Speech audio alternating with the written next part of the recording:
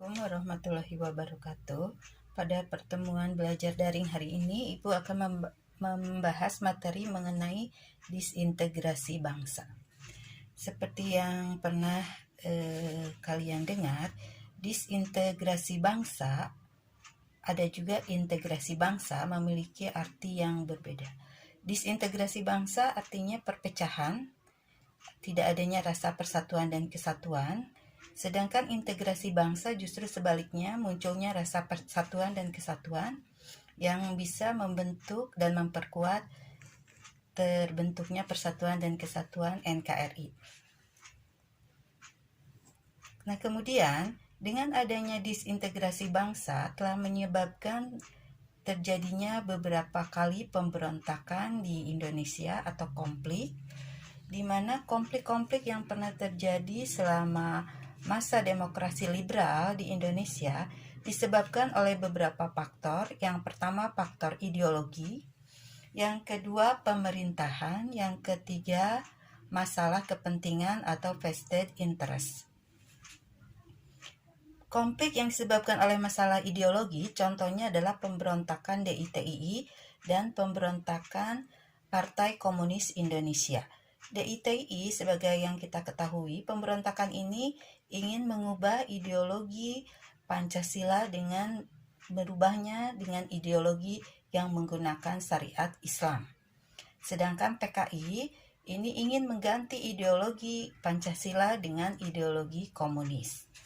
Kemudian, konflik yang disebabkan oleh pemerintahan ini contohnya adalah pemberontakan PRRI Permesta atau lebih dikenal PRRI Permesta, pemberontakan di mana penyebabnya adalah ketidakpuasan para pemimpin di daerah-daerah terhadap alokasi dana pembangunan yang mereka anggap tidak seimbang antara pemerintah pusat dengan pemerintah daerah. Pemberontakan PRRI ini boleh dikatakan pemberontakan yang cukup besar dan sangat sulit ditumpas karena melibatkan banyak pejabat negara dan para pejabat tinggi militer di Sumatera dan di Sulawesi. Yang ketiga, konflik yang disebabkan oleh masalah kepentingan atau vested interest ini terjadi di beberapa negara-negara bagian. Di negara-negara bagian yang ingin mempertahankan negara bagiannya atau negara federalnya. Jadi mereka menolak untuk bergabung kembali ke dalam NKRI, atau mereka pada umumnya memiliki pasukan sendiri. Pasukan sendiri itu boleh disebut dengan KNIL ya. Jadi KNIL ini adalah tentara sewaan kerajaan Belanda, di mana orang-orangnya justru orang-orang Indonesia sendiri. Nah, ketika ingin kembali ke dalam NKRI, anggota KNIL ini menolak untuk digabungkan dengan tentara APRIS, tentara resmi pemerintahan Indonesia. Jadi KNIL menolak, APRIS juga cenderung setengah-setengah untuk menerima KNIL bergabung ke dalam pasukannya. Kemudian konflik yang disebabkan oleh masalah konflik kepentingan. Jadi di sini kebanyakan pada umumnya pertentangan atau konflik dengan negara-negara federal, di mana negara-negara federal itu ingin mempertahankan negara bagiannya, seperti APRA, ini pemberontakan di Bandung, ingin mempertahankan tetap berdirinya negara Pasundan, dengan KNIL, tentara yang merupakan tentara sewaan militer Belanda, tentara tersendiri. RMS Republik Maluku Selatan yang dipimpin oleh Somokil ini ingin mempertahankan negara Indonesia Timur. Andi Ajis, pemberontakan yang di Sulawesi Selatan juga sama, ingin supaya negara Indonesia Timurnya tetap berdiri, dan mereka ingin yang digunakan sebagai tentaranya adalah tentara KNIL.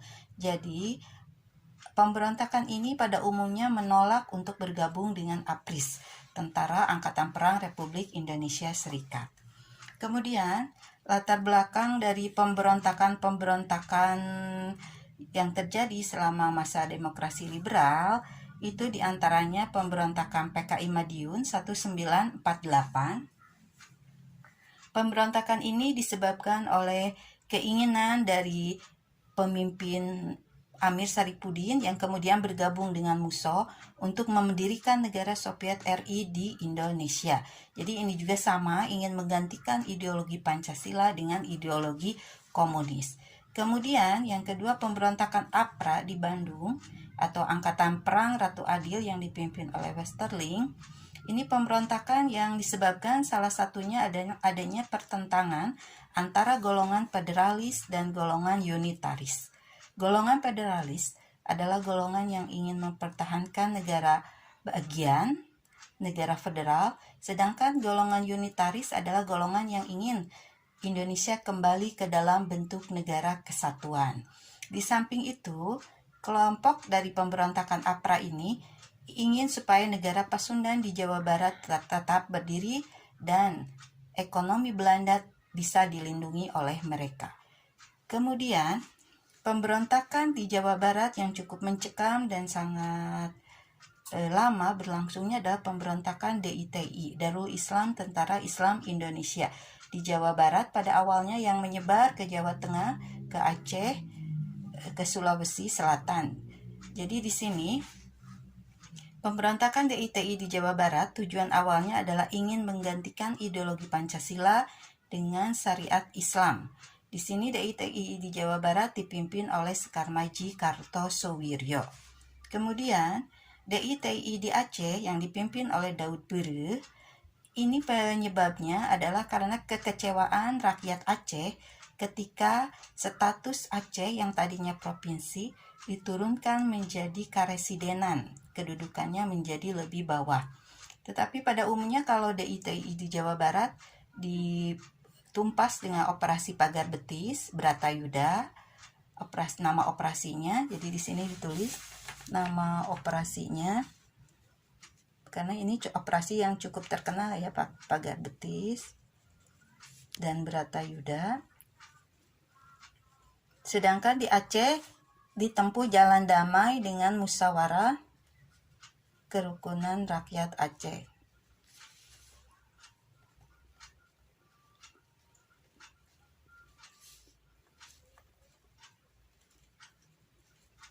Kemudian pemberontakan PRRI Permesta yang sudah pernah tadi disinggung, ini merupakan pemberontakan yang cukup besar di wilayah Sumatera dan Sulawesi dan sangat cukup sulit untuk dipadamkan karena ini melibatkan banyak pejabat negara dan juga tokoh-tokoh pejabat militer.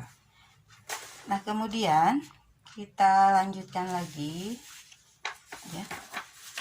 Pada materi selanjutnya memasuki materi mengenai demokrasi liberal. Pengertian dari demokrasi liberal itu sendiri adalah demokrasi yang memberikan kebebasan yang sebesar-besarnya kepada warga negaranya. Di sini paham kebebasan lebih dititik beratkan untuk diterapkan di dalam kehidupan sehari-hari. Demokrasi liberal yang pernah diterapkan di Indonesia berlangsung dari tahun 1950 sampai 1959. Undang-undang yang digunakan pada masa demokrasi liberal adalah UUD 1950, Undang-Undang Dasar Sementara. Karena pada saat itu sebelumnya Indonesia kan merupakan negara RIS, Republik Indonesia Serikat. Ya. Kenapa Indonesia bentuk negara RIS? Karena hasil dari KMB. Yang digunakan adalah konstitusi RIS. RIS dibubarkan karena negara RIS dibubarkan karena hanya berumur 1 tahun, maka Indonesia memasuki gerbang demokrasi liberal dengan perubahan undang-undang yang digunakan adalah UUDS 50. Jadi di sini undang-undang yang pernah digunakan di Indonesia pertama adalah Undang-Undang Dasar 1945 yang berlangsung dari tahun 1945 sampai 1949. Yang kedua adalah Undang-Undang RIS atau lebih dikenal dengan Konstitusi RIS, berlangsung dari 1949 sampai 1950.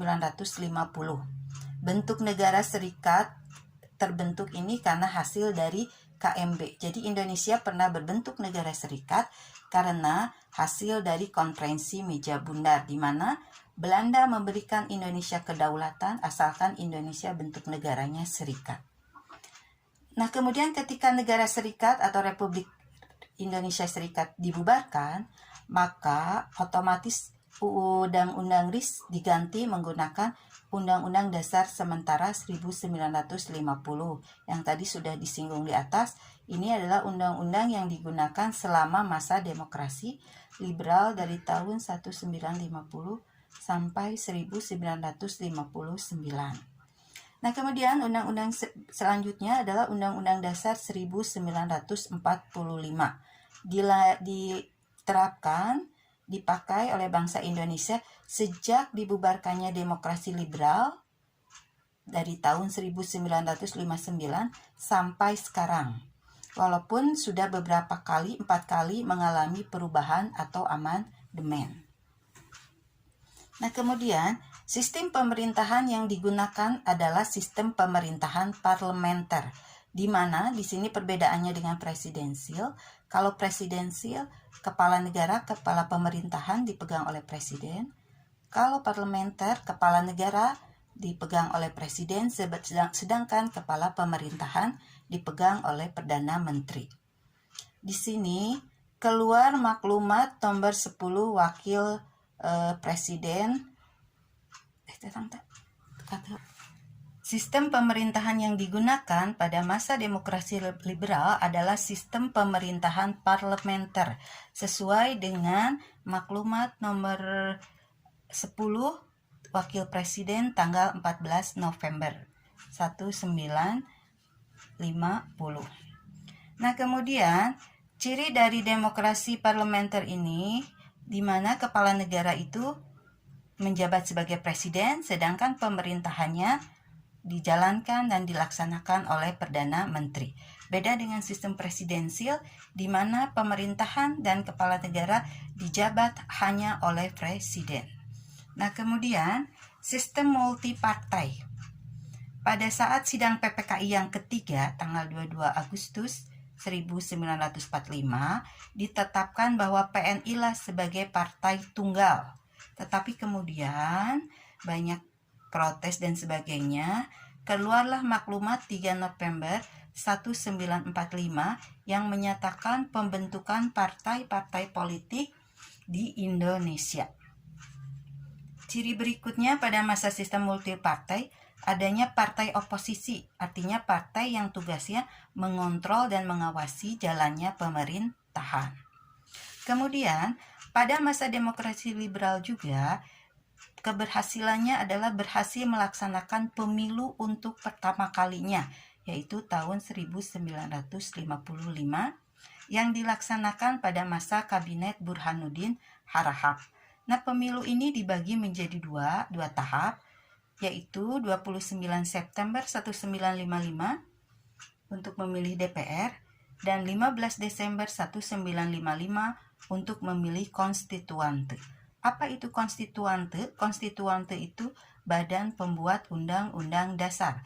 Karena pada saat demokrasi liberal belum memiliki undang-undang yang permanen, masih menggunakan Undang-Undang Dasar Sementara 1950. Namun, demokrasi pada masa liberal ini dinyatakan pemilu pada masa demokrasi liberal ini dinyatakan pemilu paling demokratis karena sangat minim sekali terjadinya kecurangan. Nah, pemilu 1955 ini dimenangkan oleh 4 partai pemenang pemilu, yaitu PNI, ya, partai terbesar pada saat itu PNI, jadi pemenangnya itu PNI, yang kedua Masyumi, yang ketiga NU, nah yang keempat PKI.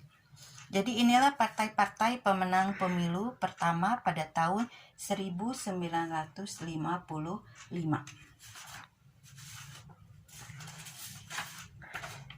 Kemudian pada masa demokrasi liberal juga yang berlangsung dari kurun waktu 49 atau 1950, maaf ini salah menulis.